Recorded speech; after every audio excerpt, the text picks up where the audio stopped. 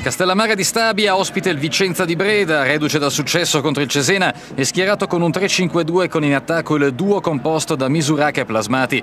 Alla ricerca dei primi punti stagionali le Vespe si sistemano con un 4-4-2, dovendo fare a meno dell'infortunato Figliomeni, dello squalificato Cellini e di Dani Levicius, impegnato con la nazionale lituana. In attacco il tandem Bakogu-Bruno. I padroni di casa hanno il dovere di spingere e cercano di farlo già dalle battute iniziali, ma sono i biancorossi a passare dopo soltanto 8 minuti. Malongà è bravo a sfruttare l'assist dalla destra di Mustacchio e a firmare lo 0-1 che vale la terza rete stagionale del vicentino. Gli ospiti sono rinvigoriti dal vantaggio, la Juve Stabia prova a sfondare e le fatiche giallo-blu vengono premiate al 18° quando Scognamiglio risolve una mischia in aria veneta con un sinistro da distanza ravvicinata che si infila sotto la traversa. Festeggiano i campani, bravi a sfruttare l'incomprensione tra Pinsoglio e Martinelli. Ristabilito l'equilibrio, entrambe le squadre provano ad offendere senza però riuscire a impensierire più di tanto la retroguardia avversaria.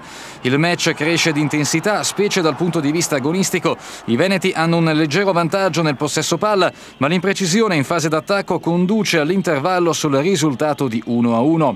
La ripresa inizia con lo stesso copione della prima frazione. Dapprima è Plasmati a chiamare in causa il portiere Campano. La replica giallo-blu è firmata Genevier, ma la sfera termina sul fondo. Iniziano i cambi. Nel Vicenza Gianni per Brighenti, Braglia risponde con 2 sostituzioni in pochi minuti, inserendo Acosti per Erpen e Caserta per Mbakogu.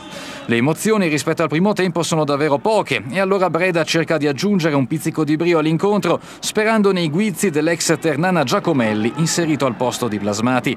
Il Vicenza è più concreto in fase di possesso, la Juve Stabia maggiormente propositiva sulle fasce, ma nella ripresa lo spettacolo continua a latitare. Al Menti finisce in parità un match che consente alle Vespe di lasciare quota 0 in classifica, conquistando il primo punto del campionato, anche se la squadra di Braglia è ancora lontana da quella ammirata nel girone di ritorno del passato torneo. Il Vicenza sale a quota 4 in attesa di ospitare il ritrovato Verona di Mandorlini. La Juve Stabia riceve il Vicenza per abbandonare quota 0 in classifica. 2 partite altrettante sconfitte per i ragazzi di Braglia. Parte bene il Vicenza che di punti ne ha già 3 in classifica dopo la vittoria contro il Cesena. Ancora brutta questa Malongà, la sblocca lui all'8° minuto del primo tempo. Bravo Plasmati, col suo movimento manda a vuoto mezza difesa avversaria. Malongà è chirurgico, terzo gol per lui in questo campionato. Reagisce subito la Juve Stabia, un po' di confusione nell'area del Vicenza, risolve in torsione di sinistro Scognamiglio. 1-1 al 18°. Segnano solo difensori, almeno fin qui nella Juve Stabia. Dopo il gol di Murolo arriva quello di Scognamiglio, il secondo in questo campionato. Non si accontentano i padroni di casa, cercano il gol del 2-1. Qui la combinazione che libera Di Conzo, cross in mezzo ma Bruno non arriva puntuale all'appuntamento col pallone. Torna a premere il Vicenza, palla dentro, ancora Malongà, stavolta di testa, la blocca addirittura Andrea Seculin.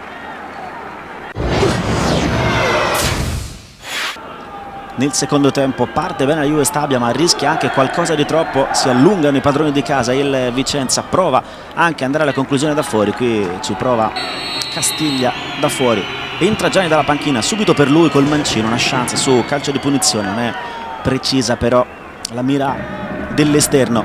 Sul lancio di Martinelli sale in qualche modo Plasmati, fa la sponda, tentativo di sinistro dalla distanza ancora di Castiglia, eccolo qui, centrocampista centrale del Vicenza. Secondo tempo molto equilibrato con pochi spazi in mezzo al campo, si va al tiro soprattutto da fuori. Nel finale ci prova con un tentativo di forcing la Juve Stabia, qui il tentativo di Acosti entrato nel secondo tempo.